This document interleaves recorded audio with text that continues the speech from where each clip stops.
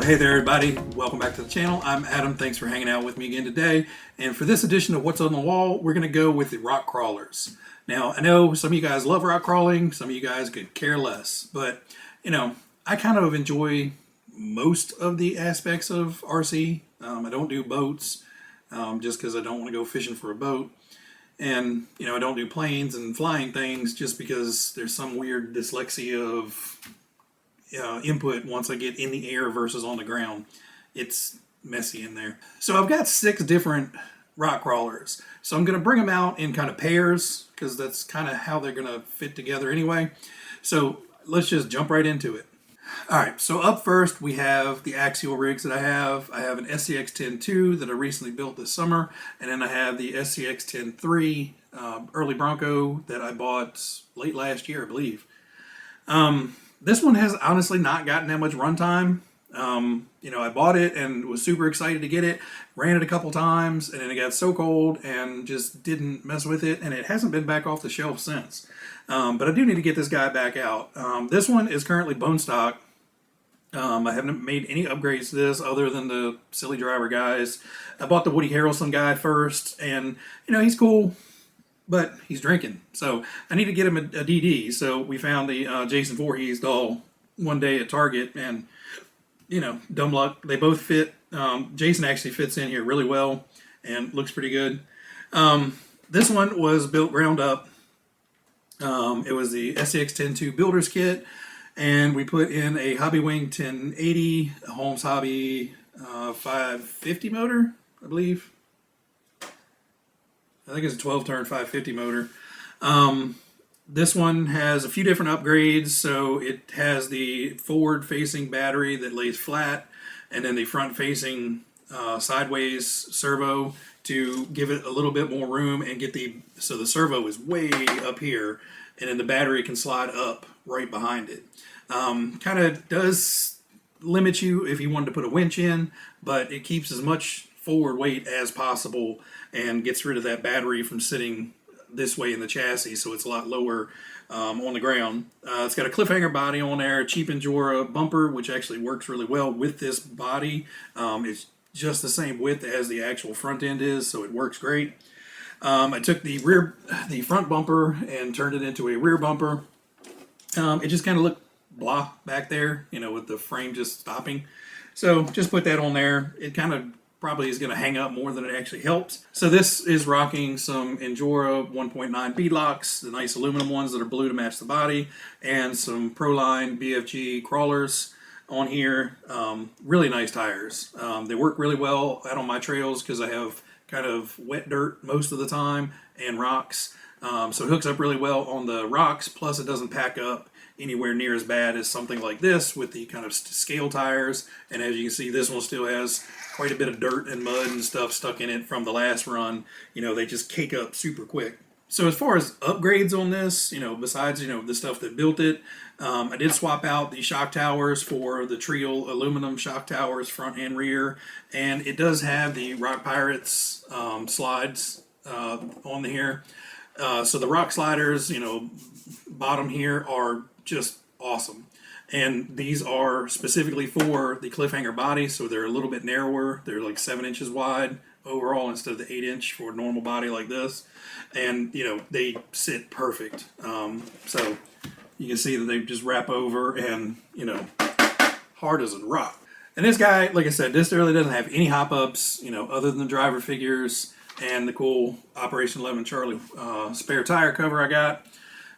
That's pretty much the only upgrades this one has. I like this one. The dig, I could live without it, but it is kind of neat. It's just an amazing looking truck. I love the look of this truck, and I've really been debating on whether I want to try to weather this. I would kind of really like to have kind of that old clapped out Bronco look, but it just looks so good as is. So it's hard to bring myself into ruining something that looks so cool. All right, let's get a couple more up on the bench. All right, so up next is the Red Cat Gen 8s. And yes, both of them are Red Cat Gen 8s. So this one is pretty much stock.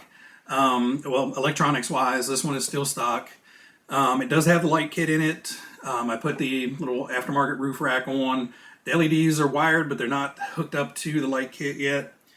And the only other thing I have on here that's not stock is the little skid plate up here to protect the servo. I did have a pair of Enduro white wagon wheels with some Enduro knockoff Proline tires, and there's a couple different versions of those, and I wish I remembered which version this was. These are as soft and as sticky as the regular Proline Hyraxes are. These are absolutely phenomenal tires. Other than that, just some scale accessories, nothing major on this one.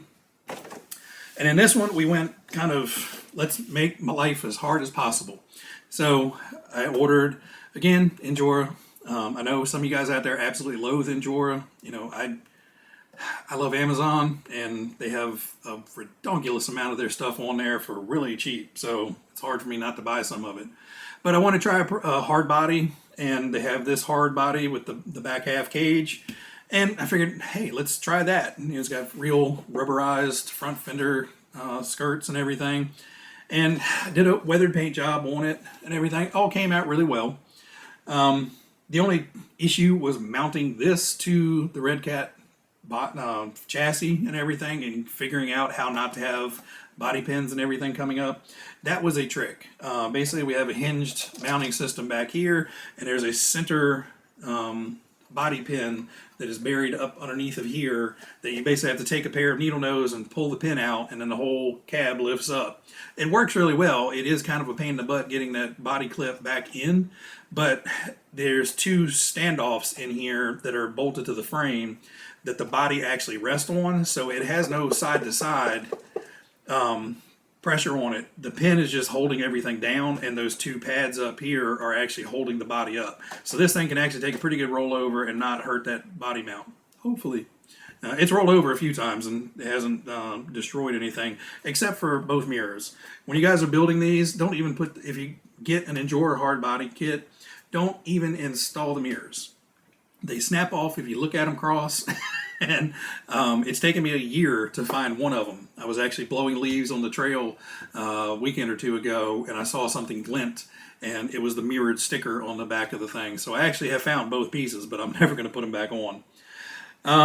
In the back, we have a fuel cell that's 3D printed, and a little crate with some scale straps that I made, some cheap plastic scale accessories, the chain.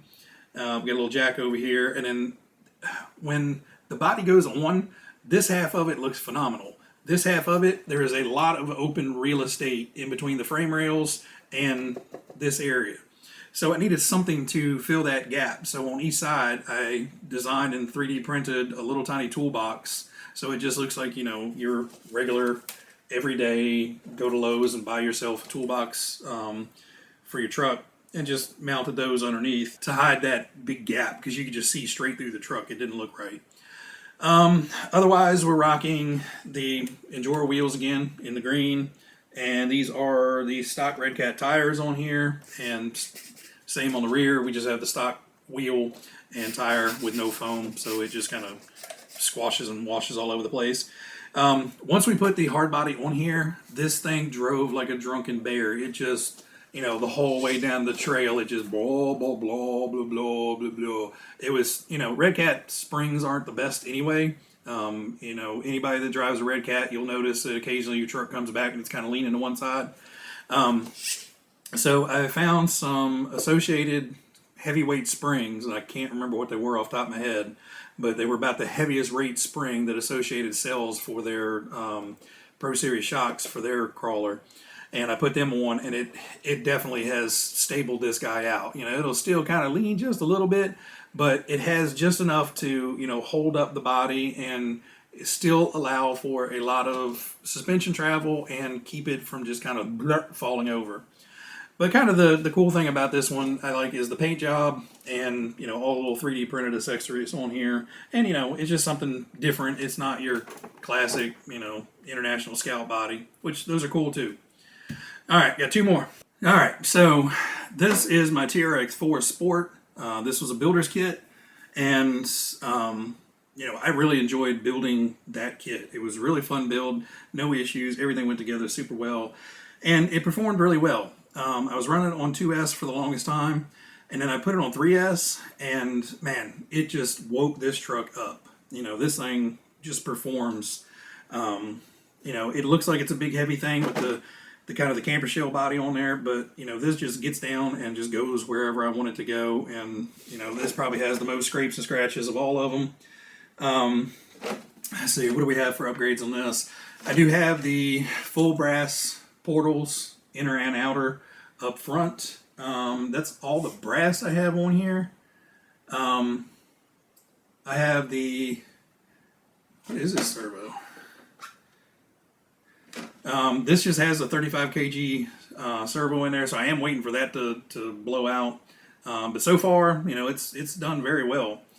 Other than that, it's pretty much stock. It has a Holmes Hobby 550 Trx4 Sport 12 turn in it.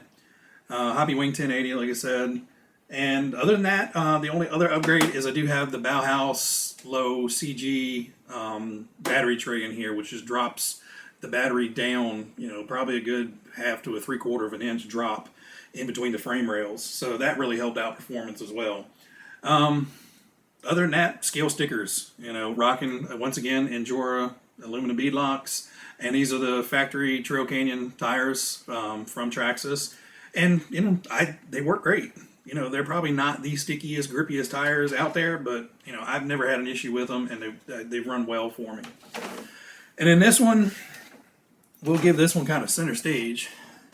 So this one is an Element Enduro builder's kit that I built ground up. Once again, Hobby Wing 1080, Holmes Crawlmaster 550, 550 12 turn in this one as well. This one does have, this one has the 45 kg servo in it, so this one does have a lot faster servo to it and a lot stronger. The orange Enduro aluminum bead locks on some Duratrax, what were these? Deep Woods? I can't remember. I'll put it down here. Or wherever. Exactly what tires they are. I did take the white lettering off of them just because I'm not a fan of white lettering, really. The kind of star of the show is the body. So this, if you guys haven't heard of Scale Rat, I will link his Instagram down below. He does some amazing hand-painted bodies. So this is the Proline Toyota 4Runner body, I believe. Let's see, I have the Vanquish front and rear bumpers on this because they match the contour of the body really well and is going to keep that body from getting hung up on the rocks and stuff. I haven't run this on the rocks yet. This has literally just been tootled around in the yard. I feel bad because I know they wanted me to run this truck. It just looks so badass. I really don't want scratches in it. So every time I go to take it out, I'm like, man, I should take that truck out. Nah, I don't want to mess it up. He added a custom or a 3D printed front bumper in it. When I got it, it had no lenses in it, so we painted the inside of the light buckets chrome, and I custom made some light lenses out of Lexan and got all those painted up. Do not have lights in it yet. I could put lights in. I would need to put buckets in the rear, but he does have those kind of cleared out in a red that I could add tail lights. And let's see what else. I think that's really about it for this one. The only thing I had to do to make it fit was I have some of RC Addicts no-show, I can't remember what they call them, no-show or whatever, but they're basically a flat mount that you run on the stock body mounts, and you can adjust them to whatever you need to, and you just put Velcro on the top, so the front and the back are just Velcroed down, so the body will just pop right off. And the only thing I had to do to fit the body was actually just take a little bit out of the rear transmission tunnel right behind the front seats, in between the front and the back, and just clearance that out. And for the transmission, the bell housing in there is so big that I just wanted to get the body down as low as I possibly could to make it look as stock as possible. But it's got a full painted interior and everything. It's just a phenomenal truck. It's got the rubber windshield wipers on it and everything. I do need to get this out on the rocks, but guys, it's just really, really hard when you have something You know, some guys just be like, I don't care, it's got a $500 body on there, I'm gonna go trash it. You know, Metal Masher does it all the time. He hand builds a ginormous truck out of sheet metal and just goes out there and crumples it up. But you know, it looks so nice. I don't want to ding it all up, but you know, it's an old, weathered, clapped out Toyota, so it kind of could use some scratches in it and everything. But that is kind of the collection of RC cars that I have for rock crawlers. Honorable mention would be the new CC02 that I just built with the 2021 Bronco body on it. But you know, not really a rock crawler, but it actually did really well on the rocks. But you guys have probably seen that video recently, so I'm not going to drag that one out. Anyway, guys, I know this was a long one for a Sunday. 5 or 6 cars, it's hard to get through and kind of give you a little bit of story about each one. But if you guys have any questions, hit me down below in the comments. I'll be happy to answer anything I can. And everybody out there, you guys be happy, be healthy, be safe, and I will catch you on the next one. Bye.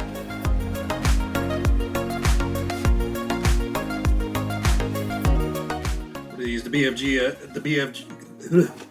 So this is the Toyota Pro Runner, what it, I don't know, body 4Runner. That's it.